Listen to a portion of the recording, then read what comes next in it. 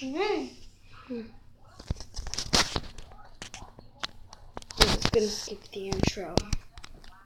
Yeah. It was 2 years ago. I was called in to do the night shift, 10 p.m. to 4 a.m. at 7-Eleven, since somebody called out. The store was located on a busy road in a rather quiet and rural area. During the night shift, you could expect anywhere from 10 to 20 people come in to buy a beer or something else. This one particular night, there was this one guy, mid-20s, that came in. He started making weird noises, like loud yelling noises. I assumed he had some kind of mental disability. In fact, my brother has a mental disability, so I immediately felt sympathy for the guy. He walked up to the counter without any items, with his head facing me, but his eyes were looking up at the ceiling. I felt uncomfortable. I honestly didn't know how to deal with it. I tried speaking with him, but he only responded in loud noises. I kept checking if he was with someone outside, but he was alone. There weren't any cars in the parking lot, so I assumed he walked. He stood there for so long, looking up at the ceiling and making noises, that I tried to get him out by handing him a bag of chips and telling him he can go. I tried finding some kind of number to call for someone to help him. Then, out of nowhere, he finally turned around and walked out of the store. I felt so horrible for the man, but at the same time, I felt a bit creeped out. About an hour later, the phone on the counter rang. I picked up to hear the familiar yelling sounds of the man from earlier. It caught me off guard. I didn't know what to think, other than this has to be some kind of prank. If that I hung up on them and was now becoming paranoid of my surroundings, constantly checking the outside through the windows. Why didn't you call the police? Come 4 o'clock, the person working after me came in, finally allowing for me to go home. It wasn't my problem anymore. I got home and threw all my stuff on the table, ready to get to sleep. But my phone rang within a minute after entering the door. I felt a chill run down my spine. Why would someone be calling at 4 a.m.? Yeah. I could only imagine it was bad news. Whoa. Did he come in at 3 a.m.? Because the 3 a.m. is a haunting hour. Or something. Yeah, I'm pretty sure he came in at 3 a.m. I braced myself and picked up the phone to hear the man again. I felt sick to my stomach as I listened to the loud noises he made. I struggled to slam the phone to the receiver. All night, I felt like I was being watched, even with all the blinds shut. And I could swear I heard strange noises coming from all over my house. I refused to get any sleep until the sun came up. Weeks passed and I had forgotten about the incident, until one day, when going into the basement for the first time in a while, I found that papers had been scattered all over the floor, and when I went into the basement closet, I found writing on the walls. 7-Eleven had been written in Sharpie on the wall, along with the address to the 7-Eleven I worked at, and my house address. The most disturbing part, I also found various kitchen knives, along with a large pocket knife sitting in the closet. What started out as seemingly just an innocent person, turning into something of a prank, ultimately turned into something much more horrifying. He had been living down there for God knows how long, and I'm just grateful that, for whatever reason, he changed his mind and left, because I haven't seen or heard from him since. All I can say is that man is dangerously ill. Okay, so I'm gonna find another one to yeah, so let's just keep watching.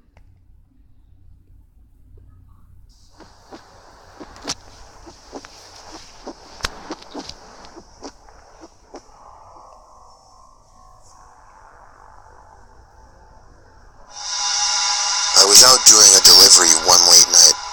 It was probably the longest drive I have ever taken for a pizza delivery. From the pizza place I worked at, it was a 20-minute drive, which isn't too crazy out where I live. Plus, they ordered 4 large pies, so I figured it was a party and I would get a much bigger tip. Navigating the dirt roads at night was always annoying, though. I pulled up to the given address. It was some old, sketchy-looking building, literally in the middle of a forest clearing. There were no cars parked anywhere, or any lights on. I put my car in park and called my boss. I asked him to reread the address at least 3 times to make sure I typed it in right, but that checked out. I could tell he was in a really bitchy mood, and he told me to at least knock on the door and check it out. He would normally get mad if we took back 1 pie, but I was afraid of what he would do if I brought back 4. I was insanely unnerved, but got out anyway and forced myself to the front door of the building. There was no doorbell, so I just knocked really hard. I heard nothing and didn't really expect to hear anything.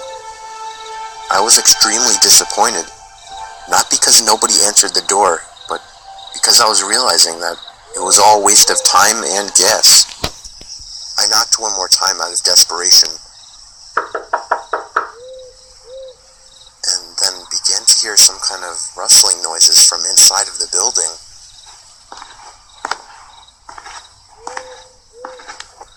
I knocked again and yelled that I was the pizza guy. There was silence now. I felt a bit more uncomfortable now than before, but before I could turn around, I noticed something at the window. There was someone looking through the window. I couldn't tell if it was a man or a woman. All I noticed were their eyes. Their eyes were open wider than I knew possible, staring intently at me. I was disturbed enough by this and dropped the pizzas and ran back to my car. The shitty thing wouldn't start until turning the key for the 3rd time. I drove off the grass and back onto the dirt road, but I felt the car rocking about, shaking and bumping. Something wasn't right. I didn't make it far from the building before I started hearing a sharp scraping sound coming from outside.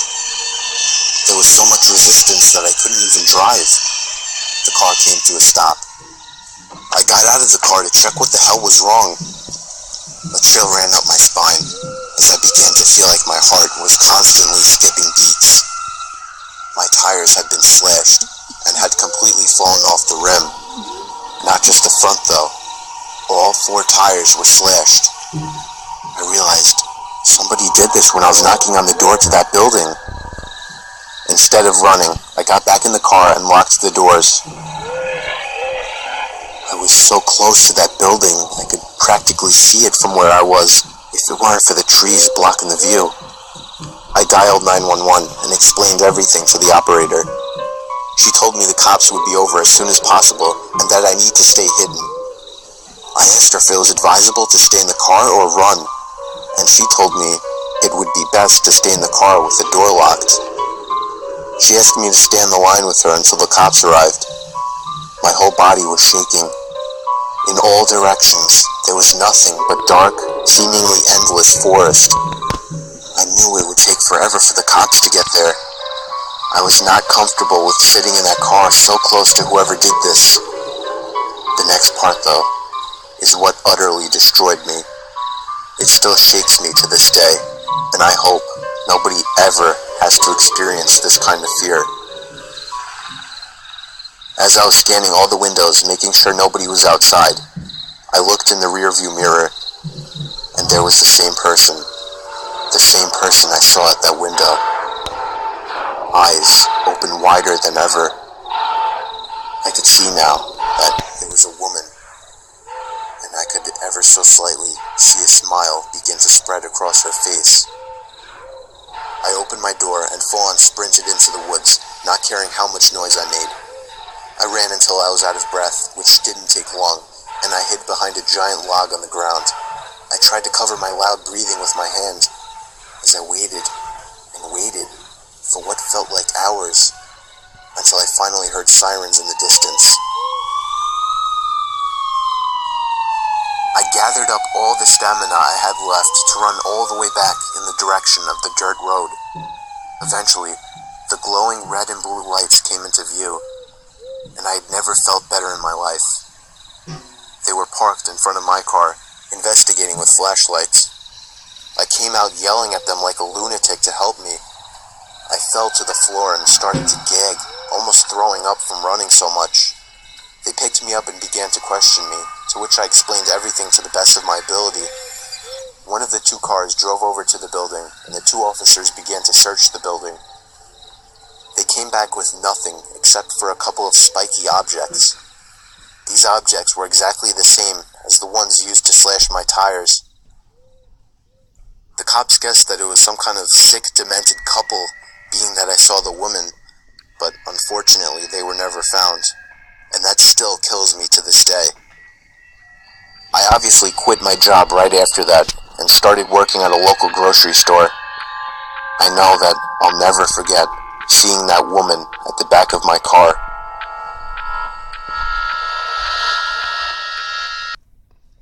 Final story? It was during a blizzard in Valley Stream. I was getting paid $250 to watch some couple's kid while they went away for the weekend. His name was Matthew. This took place on the first night, which was a Friday night.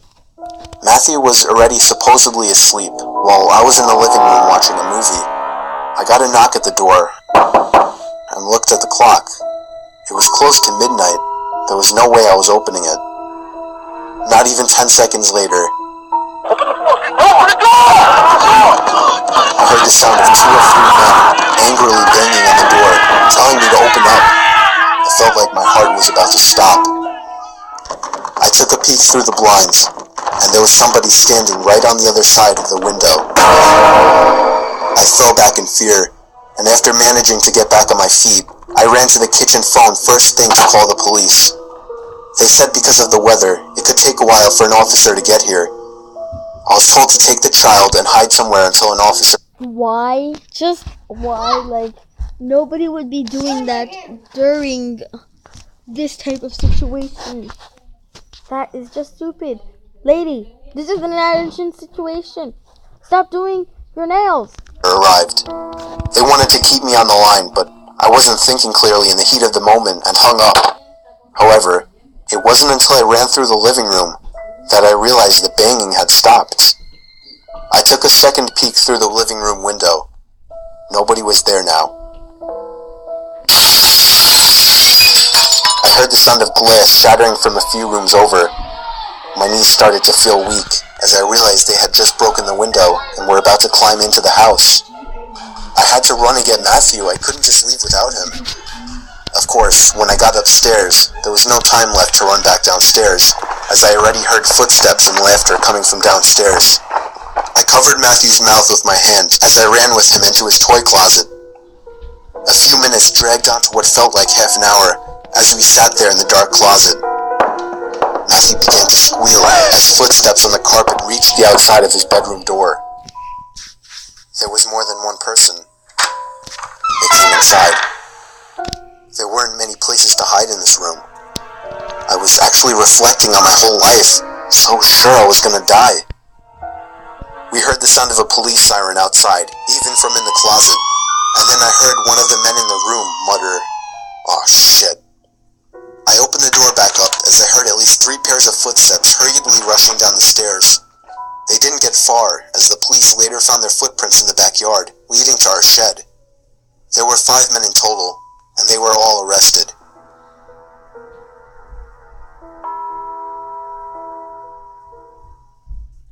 Well, that was creepy. Sorry, we don't have time for this. Wow. This is not like most of my reaction videos. Wow. Just wow. I feel like I've been doing too many reaction videos and not enough Roblox. Maybe it should be called Reaction 8337. I'm just kidding. Anyways, guys, thanks for watching this video today. Hope none of these gave you the chills. Nah, I don't got the chills. Yeah, I don't have the chills. Well, they are a little scary. Like, yeah, they are pretty much a lot scary. Okay, fine, I did have the chills. Anyways, thanks for watching. See you guys in the next video.